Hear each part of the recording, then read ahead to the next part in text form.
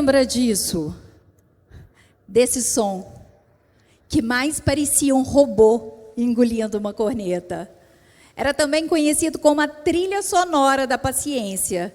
E a gente ficava ali, olhando para a tela, torcendo para que a internet pegasse. Eu vi o mundo mudar do papel para a nuvem, do VHS para o streaming, da máquina de datilografia para o teclado sem fio. E é sobre isso que vamos falar aqui hoje. Adaptabilidade, a coragem de se abrir ao novo, mesmo quando o novo assusta. E já que vamos ficar juntos pelos próximos minutos, deixa eu me apresentar. Eu sou Marília Couto Tabelian, professora, gestora acadêmica, mãe, mulher, ativista, empreendedora, mas nada do que eu sou hoje foi exatamente planejado. E é assim que começa a nossa história. Eu tinha 15 anos e um talento nato para inventar desculpas. Todos os dias saía de casa com mochila nas costas, caderno nas mãos e aquele ar compenetrado de boa aluna, dizendo para minha mãe que eu ia para as aulas de inglês. Mas eu não ia. Diante da dificuldade de aprender o idioma e também pelo fato de não gostar da escola, eu matava as aulas. Até que um dia, a farsa ruiu. Meus pais descobriram que eu não frequentava as aulas e o castigo ele não foi só severo, ele foi também criativo. Eles não apenas me tiraram as férias, os finais de semana, as festas, o telefone, mas me matricularam em um curso de espanhol. O ano era 1987, onde espanhol no Brasil era praticamente uma língua exótica. Se inglês era difícil, espanhol era para quê? 3 anos se passaram e, por ironia do destino, aquela punição se tornou a minha primeira grande oportunidade. Aos 18 anos, formada em espanhol, entrei pela primeira vez em uma sala de aula, não como aluna, mas como professora. E ali descobri algo importante.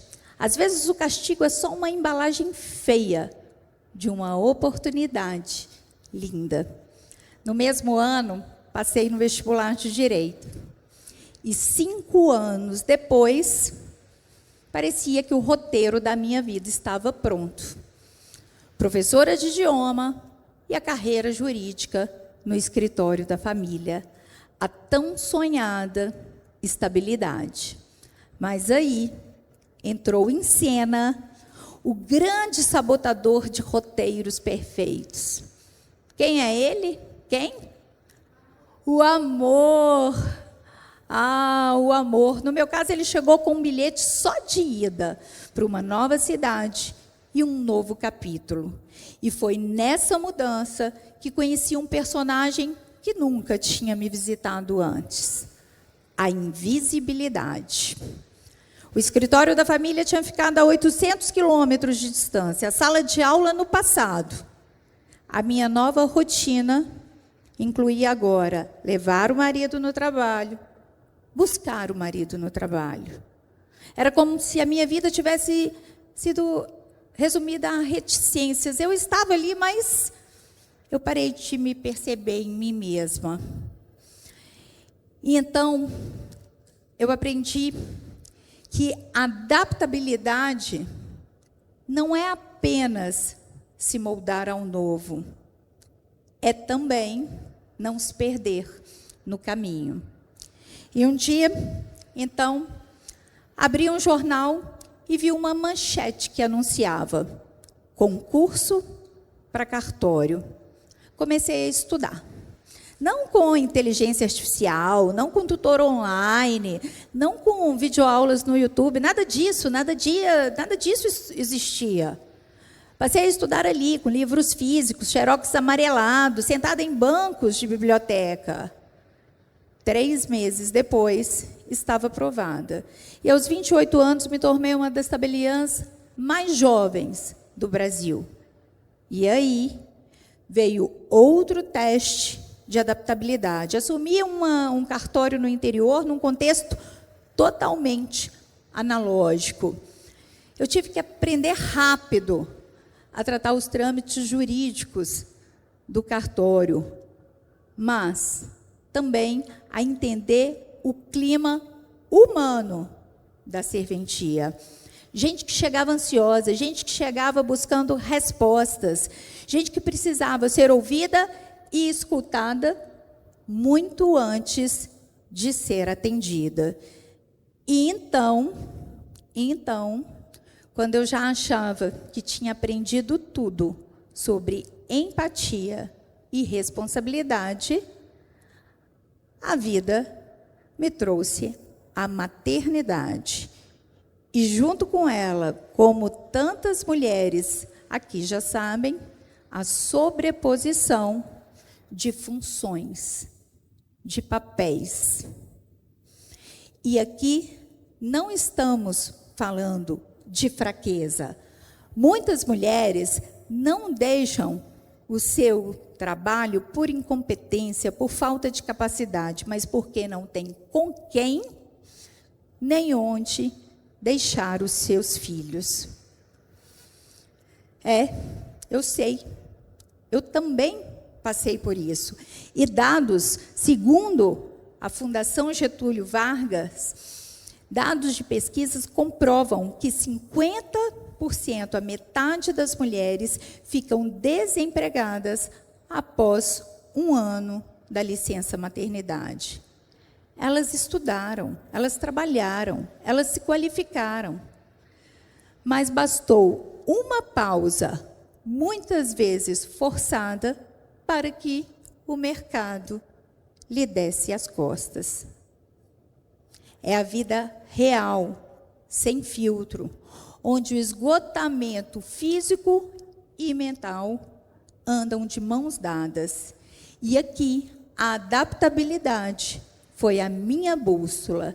E foi nesse momento, tentando equilibrar todos os pratinhos, que caminhando pelas ruas de Sete Lagoas, essa cidade linda, viu uma placa que anunciava Nova Faculdade de Direito. Entrei, saí de lá com um projeto nas mãos. Implantar uma faculdade do nada e coordenar uma graduação de Direito. Eu não tinha mestrado, doutorado, eu nunca tinha sido gestora acadêmica, mas eu tinha uma certeza. Eu poderia criar algo significativo. Montei um time, treinei colaboradores e dei aulas. Usei tecnologia para criar recursos didáticos, videoaulas, simulados, mas mais do que isso, ouvi meus alunos. E foi então que eu aprendi que o que importa, o que realmente importa, não é o currículo, é o vínculo. E aqui voltamos ao tema central da nossa conversa, adaptabilidade.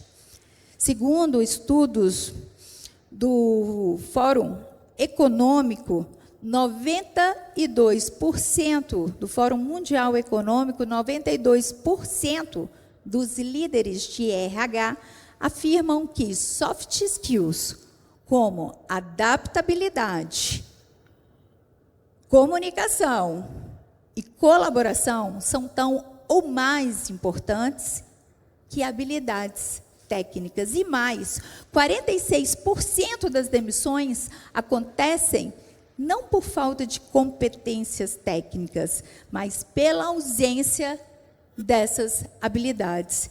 Foi no corredor, então, daquela faculdade, que eu aprendi. A gente não precisa estar pronto, preparado para começar. A gente começa e se prepara no caminho. essa história de adaptabilidade não acaba aqui. Como diria Caetano Veloso, a vida é real e de viés.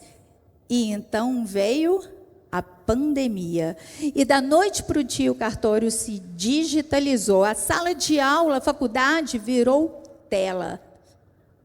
O meu espaço profissional de trabalho ficou 100% tomado pela tecnologia.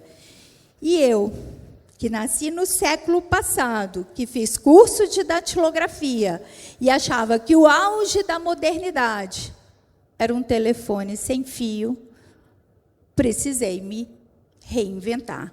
E, mais uma vez, a adaptabilidade me salvou.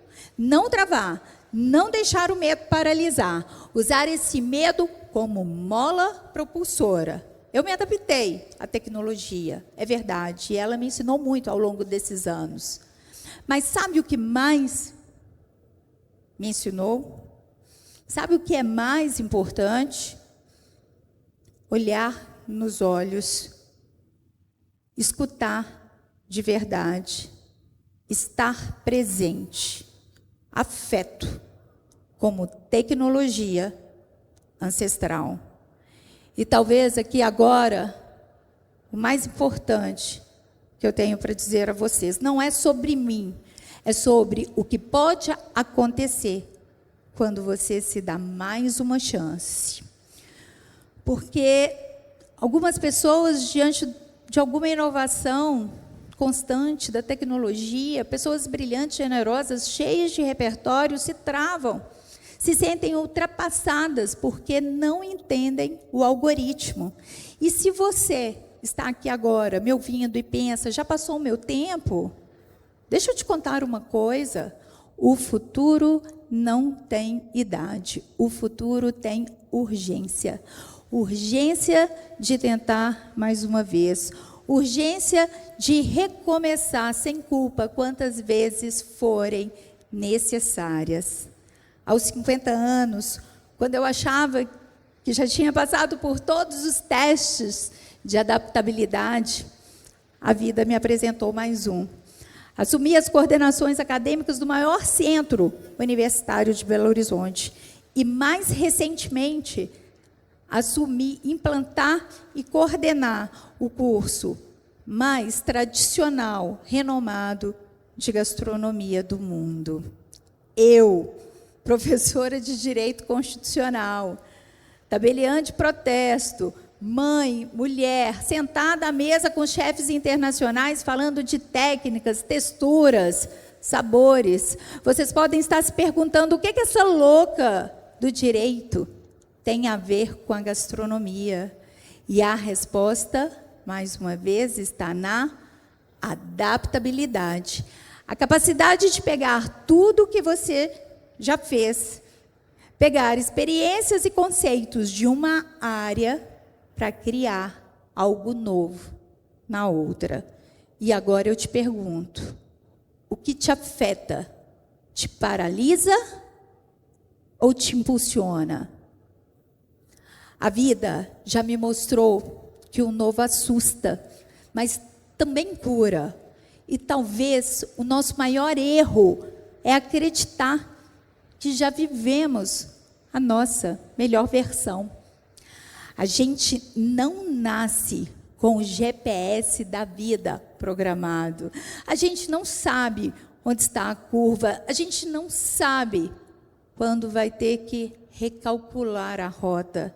A gente aprende a dirigir sozinho, no escuro, recalculando o caminho e chegando a lugares em que nunca imaginamos estar. Obrigada.